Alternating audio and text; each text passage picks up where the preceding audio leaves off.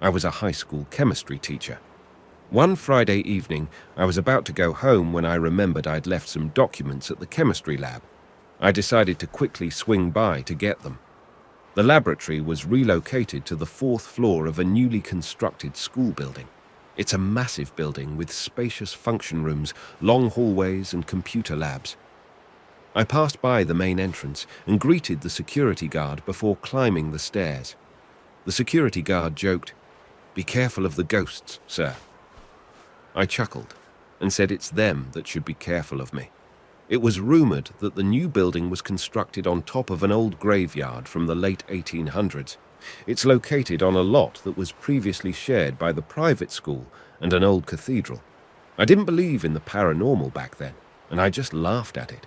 After all, it's like every other school was built on old cemetery grounds, weren't they? Okay, back to the stairs. The sun was setting, and the sky was turning into a dark shade of orange. The corridor lights were off, but the orange sunlight from windows here and there was good enough. I could hear my footsteps echo along the stairway. I was on the 4th floor and about 10 feet from the lab entrance when I heard a chair move inside. It's the distinct sound of a metal chair with rubber leg caps in contact with the floor. Who could be there at this hour? Maybe the property custodian. But why were the lights off? I opened the door and was about to switch on the lights when I saw someone. It was a man seated in front of one of the work desks. His face was slightly obscured by a shelf that held the tap water pipe and gas valve for the Bunsen burners. I noticed that he was holding my documents.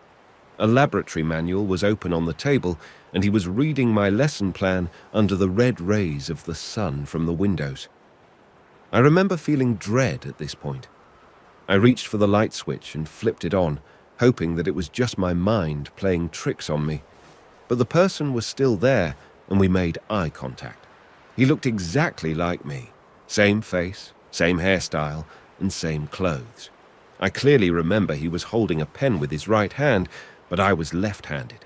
That was the only difference I could spot at that moment. I think my jaw dropped, and I had an expression of sheer horror on my face, but the person maintained eye contact with a blank expression. I tried to say something, but nothing came out. After a few seconds, he put the lesson plan on the table and stood up slowly while keeping eye contact. He motioned like he was about to walk toward me, so I decided to run back along the corridor and down the stairs.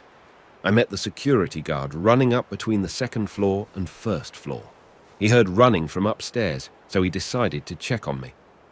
We went back to the chemistry lab to check for the person, but we only found my lesson plan and the open workbook on the table. There were indecipherable scribbles on it. The security guard said that only the 2 of us were inside the building that night. Everyone had to pass by him, and the entrances had CCTV installed. I told him my story, and he said he believes me. "I'm stationed here during the night, and I've seen worse," he said. I went home after that and got a slight fever that night. I never went to the chemistry lab alone again. Your support means a lot to me. Please drop a like and subscribe to Eerie Echoes for more horror stories. As always, thank you for watching.